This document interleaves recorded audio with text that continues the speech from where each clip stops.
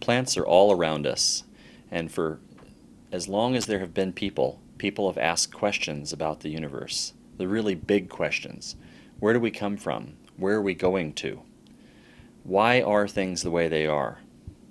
And how is all of this stuff related? Well, usually we look to the environment that's around us, and since plants are a big component of the environment that's around us, you'll find that a lot of the answers to questions, as well as some of the questions themselves, are based around plants. So today we're looking at the question of mythology and how this relates to plants. This relates both to the origins of plants and where plants are probably going. And it relates to the origins of us and where we're probably going. A lot of the questions we're looking at today are the questions that come out of the mouths of children, scientists, and others who are in search of truth. One of the basic concepts that ethnobotanists use in our research is the idea that no matter what culture you go to, when you learn the kinds of stories, or myths as we might call them, that there actually are grains of truth within any myth. That people don't continue to have something persist through time and continue to tell a story that is not useful in some way. So there's somewhat of an evolutionary element to the myths that people have, in that myths that are useless tend to get weeded out and disappear, and myths that are useful tend to persist through time. A second aspect is that whether or not a scientist believes in a myth doesn't really matter. What matters is that people within a community find the myth to be meaningful to themselves. So people within communities don't need scientists to validate their mythology for them. It's already proven its worth through time, and therefore they stick with what works. The same is actually true of scientists, who develop ideas that work and stick with them through time. Myths about plants commonly contain elements of important observations, such as conservation efforts, the origins of a plant, or maybe the history of a plant, where it came from. There's considerations of the relative importance of plants, in that plants that are the most important are the ones that are most likely to have myths about them. And then there's also comments on the correct usage and respect for plants, and these are interwoven through the myths, and we're informed about what people think is important within their community and how we should properly relate to different kinds of plants. Plants are also involved in the really big picture questions of cosmologies, or worldviews. We can learn a lot about cultural perspectives that people have about plants and how this relates to their cosmology. For instance, plants can be seen as being subservient to people in some cultures. In other cultures, plants are genetically or culturally related to people. And in other cultures, plants are considered to be superior to people. And we actually have kind of a mixed range of these across different cultures. And it's not a case of all plants being in one position, but oftentimes there are certain plants that fit a certain kind of role. Additionally, within cosmologies, we learn about the relationships that are considered to be appropriate between people and plants. How people are supposed to interact with the plants. Are they supposed to be caretakers of them? Are they supposed to be dominant over them? What exactly is the appropriate relationship? Well, we find that within the cosmologies of a culture. Lastly, there's some considerations about the differences between the ways that people see the world around them and the way that they talk about it or record it. And this is really kind of an important issue, and it's one that scientists tend to be attacked on a lot. Scientists are often accused of being reductionistic. However, the simple reality is that anybody who uses a spoken language is being reductionistic, because a language reduces the complexity of the world that you see around you to a series of words, each word of which has a limited range of meaning and occurs in a limited order. And this is reductionism at its finest, is human language. Really, the difference between what we see in science and what we see played out in cultures is the complexity of the communication system. So let's say, for an instance, that I'm able to show a dance where we have motion of people, we have music accompanying it, we have song, we have a chant maybe. So we have a mixture of words, visual symbolism, and all of these things all coming together. That's far more holistic of a presentation of the world than is a set of words.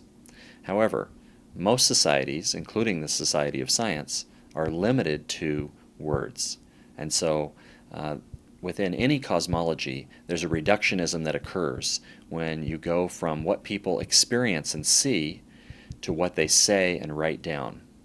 And so because of this, what you see is that people will often point out that there's a profound difference between the experience of culture, the experience of belief, the experience of a worldview, and the actual discussion of a worldview. Oftentimes mythology is considered to be something that's not exactly true. We use the word myth within modern society almost as a synonym of false, and yet that's probably not the way that it was originally used. It was more used as a definition of worldview.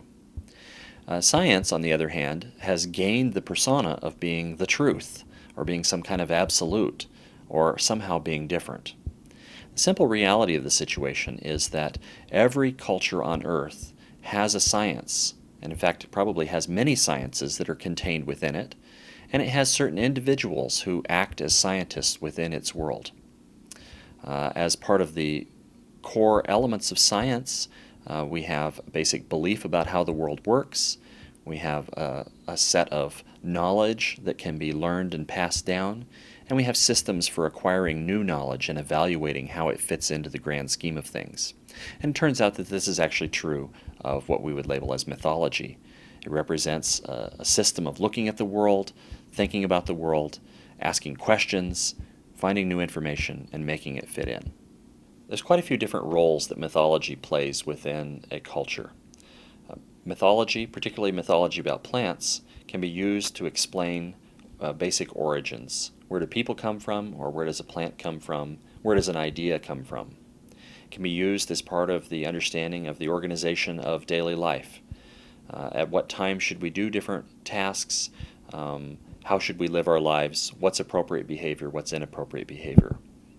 Plants can be can assist us in cosmological communication. This can be spiritual communication with those who are dead. It can be communication with God or gods. It can be communication with one another at a higher level than we would have with just regular conversation. Plants can be part of systems for remembering the power of gods, remembering important events that have happened in the past. And plants can play a role in remembering history. This is particularly true in cultures that don't have written languages, where stories may be assigned to important plants that are found in the environment, and as people see those plants and relate the stories to one another, they're able to remember the history that's associated with them. Additionally, plants may serve as reminders of important lessons that have been learned in the past. And so much the same as history is passed on, these lessons will be passed on. One of the roles of mythology is to explain the origins of things such as plants. So what I'm going to do is read an example. This example is from the island of Rotuma, which is north of Fiji, and it explains how sugarcane arrived in the island of Rotuma. This is actually taken from a book entitled Myths and Legends of Fiji and Rotuma. On the small island of Wea, near the larger island of Rotuma, there lived a brother and sister who loved each other dearly. The girl's name was Rikitifarisia, and her brother's name was Aiatos. Wea is a small, high, rocky island. It is really a mountain, the peak of which stands out of the sea, and is therefore not as suitable for gardening. When the people of Wea need to grow yams, bananas, or taro, they make a journey by canoe across the sea to Rotuma. When it came time for Aiatos to grow food, he went alone to Rotuma because it is the custom of Uayan women to stay at home and not to work in the plantations. Aiatos had to work hard to prepare the ground for the plantation. He cut down the long grass and gathered it into a heap to burn. Then he made fire by rubbing a hard piece of wood briskly on a softer piece. When the spark appeared, he caught it in a wisp of dry grass which he held in his hand, shielded it from the wind, and so carried it to the large pile of grass. He was glad to see that it was burning well, because he needed a large, clean piece of ground for the planting of his yams. The smoke from the bonfire went up into the sky, where it stung the eyes of the spirit people and annoyed them. When they found that they could not attract his attention, they let down a great net, and the unsuspecting Aiatos was caught in it and pulled upwards. In the island of Wea, Rikitiphoresia was missing her brother dearly. She had seen the smoke ascending, and knew that he was hard at work. When she looked again, she saw the net going steadily up into the sky, with her brother caught in it.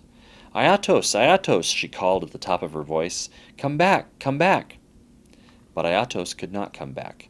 Slowly the net went up until it disappeared from sight, and her brother was imprisoned in the spirit world. Rikitiphoresia did not know what to do. She ran around and around the island, and then climbed up to the highest part of the island to see whether she could not reach the sky to save her brother.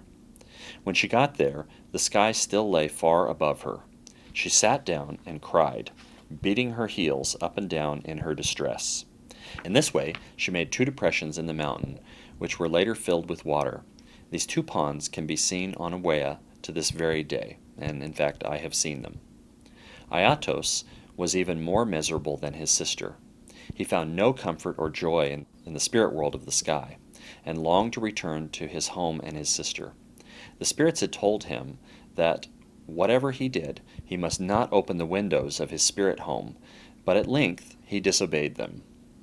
In the skyland he had found some pieces of sugar cane, and these he tossed out of a window, so that they fell on the island of Wea.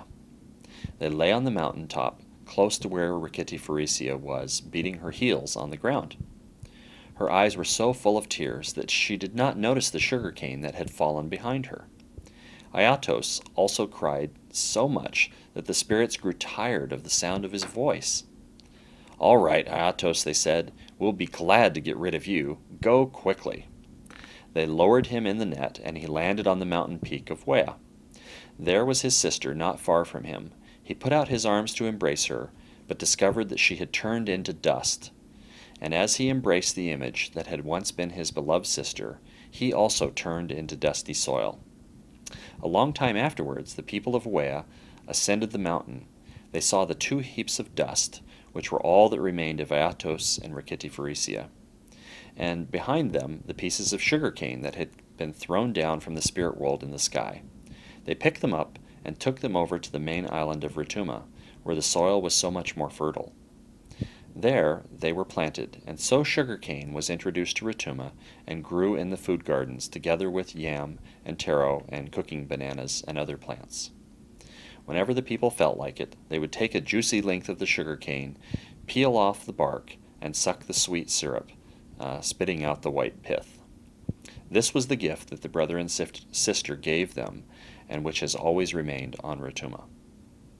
There are many different lessons to be learned from an origin story such as this, and we don't really have time to delve into it, but you might think about it and think, what are the kinds of things that you learn about society?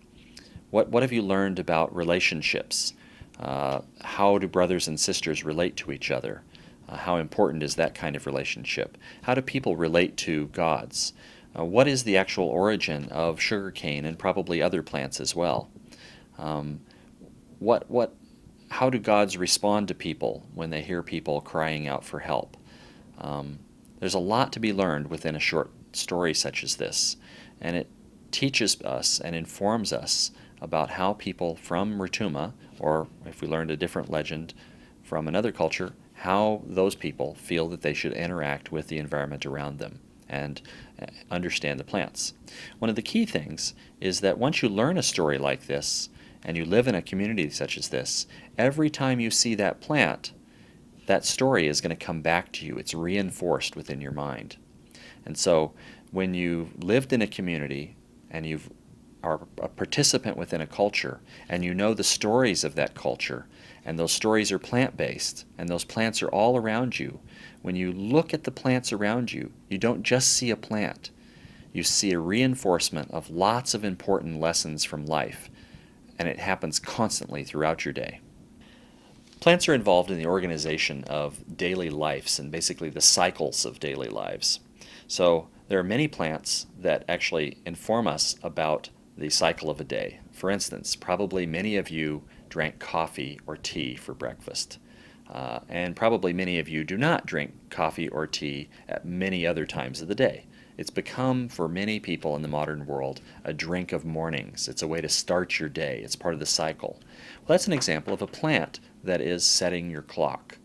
It's kind of a reminder there of a time.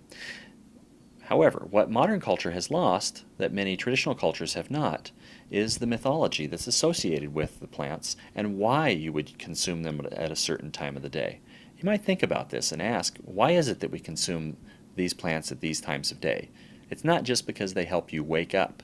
There's actually more to it than that, but I'm not going to tell you why. In addition, plants can set long-term calendars.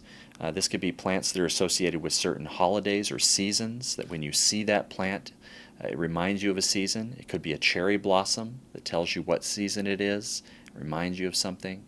It could be Easter lilies that tell you of a certain time of the year and an event.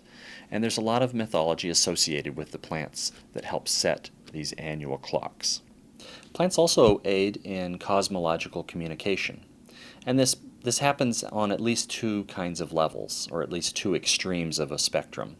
So at one level, we have communication with each other. Why is it that we sit down when we have people come and visit in our homes and offer them a beverage, such as tea, or coffee, or wine, or beer? Why is it that we offer this beverage? Well, there's something about societies, and it's not just ours, it's many societies, where we have developed customs over time of sharing beverages with each other, and particularly beverages that are mind-altering. And that could be just the level of coffee or tea, or it could be something much more profound. Plants also aid in communication with the spiritual realm, or things that are unseen or unobserved by many people. And so examples of this are plants that are psychoactive in nature, such as ayahuasca or iboga or other fairly powerful plants. And these plants help people to communicate beyond themselves. They probably also help people to communicate with one another, but the focus is really on communication with the realm that's beyond themselves. Mythology also helps us to remember the power of the gods in relationship to plants. So we have plants that serve as metaphors of gods or of God. For instance, within Christianity, the symbolism of a vineyard and grapevines is often used as an example of a relationship between God and people. In other cases, we have examples in Hawaiian religion of certain plants that serve as the body form or kinolau of a particular deity and are metaphorically the presence of that god. We also have ritual regulatory plants, plants that are seasonal oftentimes or have flowering that comes on at a certain time and remind us that it's time for a particular ritual. An example of this would be corn that ripens in the fall and is an indicator that it's time for green corn ceremonies and other kinds of rituals that regulate life cycles. So there's actually quite a few ways in which plants can help us to remember that there are powerful gods out there and that they are interacting with our daily lives. The mythology about plants also aids in the ability to remember important historical lessons and to remember the history of a particular community. Examples of plants that are involved in things like this are oftentimes long-lived plants. So for instance, on the University of Hawaii campus, we have a young version of a baobab tree from Africa. And these baobabs get to be huge in size, so big that they can be hollowed out inside and people can live in them as their house.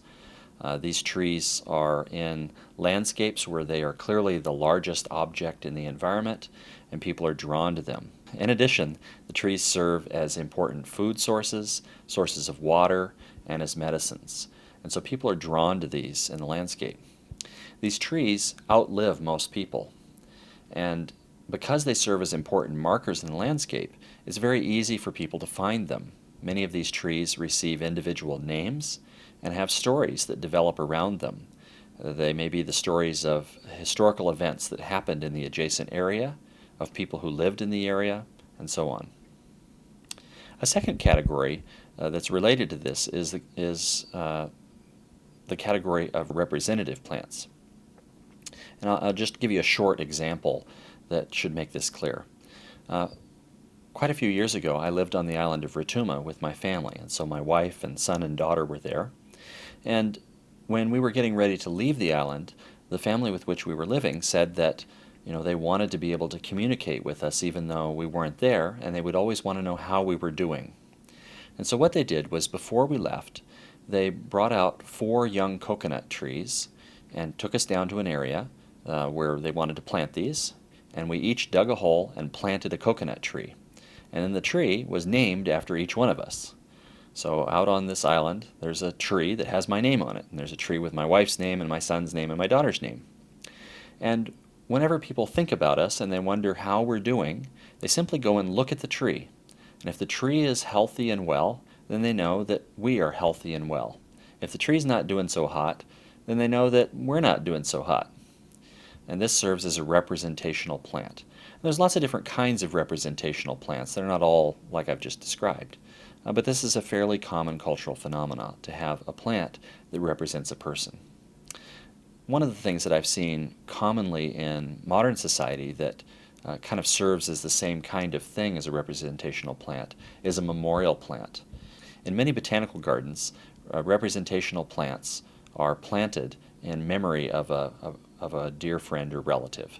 And these serve as important reminders to other people of who this person was and what their life was about. Another example of a representative plant is breadfruit. In quite a few Pacific Island cultures that depend upon breadfruit trees are planted at the birth of a child. It just so happens that a good breadfruit tree tends to live about the same lifespan as a person. And a breadfruit tree produces about enough fruit in an average year to feed a person for that year. So if you have one tree planted when you're born, that tree will start to have fruit by the time you're old enough to actually start to eat the fruit and use it effectively, and then it will live throughout your lifetime. And so the number of breadfruit trees in such a community is probably a close approximation of the number of people living in that community. And also the conditions of those breadfruit trees may be reflective of the conditions of the individuals in the communities, since each person knows which is their tree and which one represents themselves. The two begin young life together, they grow up through maturity, they're reproductive together, and they nourish one another, and then they grow old together. This is a good example of a representative plant. Finally, I want to give an illustration of how mythology about plants can actually be passed down through extensive periods of time. To do this, I'll use an example drawn from Kakadu National Park in northern Australia. This national park was established a few years back, and it's a little bit unusual. The park was set up to be an indigenous controlled reserve, with the local Aboriginal people who traditionally lived on the land managing it on into the future. As part of the setup of the park, it was surveyed, and the elders of the Aboriginal community were asked to identify all of the sacred sites in the environment, particularly places where they might not want visitors to go to, but all sites were identified. One of the interesting aspects was that a few sites that were pointed out were not in the land part of the park, but were actually out in the ocean underwater. One in particular was a site that was identified as being a cave with particular features about it, and that this cave was quite deep down in the water. The description of the cave was quite specific. At first, they were just going to mark it on the map and not worry about it, but because each site needed to be carefully surveyed, and there was a chance that visitors might want to go diving off the coast, at the end they decided, let's go ahead and survey this site that's down there. Well, divers went down, and they found a site that was exactly as the elders had described it. It turns out that the site was on the coastline, actually above the waterline, during the last ice age. However, this site would not have been above water over the last 10 to 15,000 years, or maybe even further. So this represents a memory that is quite old, and in fact, one observer who did the calculations determined that it's actually below the level of the shoreline in the last ice age, and that you actually have to go back further in time to approximately 40,000 years ago to find the actual coastline where this would have been above water. Well, since the people of Kakadu don't have a tradition of being divers, it's likely that this was a coastal site 15 to 40,000 years ago, and therefore represents a very, very ancient memory. The take-home lesson to this, at the very least, should be that when you hear a myth about a plant, or in this case about a sacred site in the environment, there's probably more than a little bit of a grain of truth in there, and that even some things that sound a little outrageous can be true.